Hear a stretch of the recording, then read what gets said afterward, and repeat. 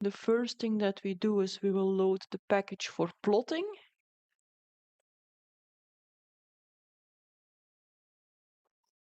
And then I will build a data set for calculating correlations. So I'm going to build it from scratch. And the first thing that I do is this. What it will do is it will set a random seed on your computer. So every time you're going to do something that is a bit random, and there's a lot of things that are a bit random in bioinformatics, like a PCA or a clustering, or here I'm going to pick random values. So every time you do something random and you want to make it consistent, so you want to make sure that the next time you get exactly the same results, you can set a random seed. So you can choose whatever value you want here. As long as you take the same value next time again, you will get exactly the same results. So that's what I'm doing here. I'm setting a random seed to ensure that the next time I will get the same results. And then I'm going to do this here. So let's take a look at the documentation. So what it's doing, it is taking a random pick of numbers, values from a normal distribution. So what it will do is it will pick 50 random numbers. So this is the length of the result. So this n here, the number of observations, so the number of numbers that you're going to pick. So you're going to pick 50 random numbers from a normal distribution with a mean of 50 and a standard deviation of 10. So here you define the distribution. So we're going to pick 50 random numbers. I'm going to run this and I'm storing them. I'm doing an assignment. I'm storing them in a variable v. Then I'm going to create a vector called values, and I just want it to contain the content of v twice. Yeah.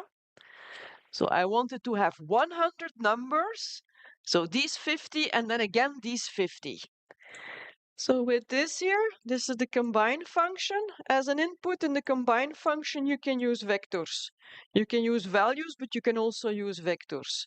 So this will create the vector with 100 numbers. That's exactly what I want. And then I store this into a new vector called values. I run the code with the assignment and you see that it pops up here. So what have I created here?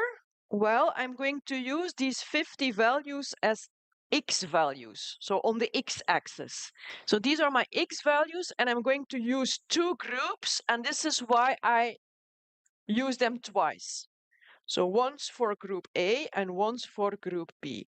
You can also use the replicate function, and you can say, hey, repeat vector v twice. That will also work. It will give the same result.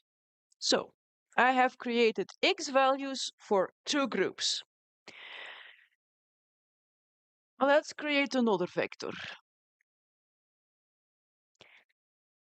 And for this one, I'm going to use the sample function. Again, it's a function we use for the first time, so we look at the documentation. So sample is also for taking a random pick. Yeah. So for generating random numbers. So both our norm and sample generate random numbers. What's the difference between the two? Well, our norm picks random numbers from a normal distribution, and sample, you can give it a set of values to pick from.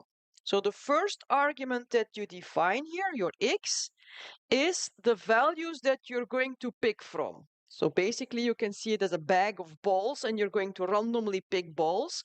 Well, this is what is on top of the balls. Yeah, these numbers. So this is where you pick from. You do 50 picks. Now, these are only 20 numbers or something like that.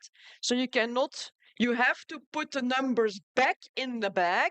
to allow them to be picked again. Otherwise, you will not be able to do 50 picks from 20 numbers. So this is what the replace is saying. When you have picked a number, you put it back in the bag of numbers so you can pick it again. So this here will produce 50 random picks from these numbers. And you can have the same number multiple times. I'm going to save this again in a variable. So when I run it with the assignment, you see it pops up here. It's indeed a vector with 50 integers because I'm picking from a set of integers. When I use the colon, I'm creating a set of consecutive integers. Okay, and then again, I do this twice. So I repeat it. I do the same as I have done here to ultimately get a vector with 100 values. Okay, because again, I have two groups, group A and group B, and each of them have 50 measurements. Okay, there we go. So you see that I get a vector with 100 integers.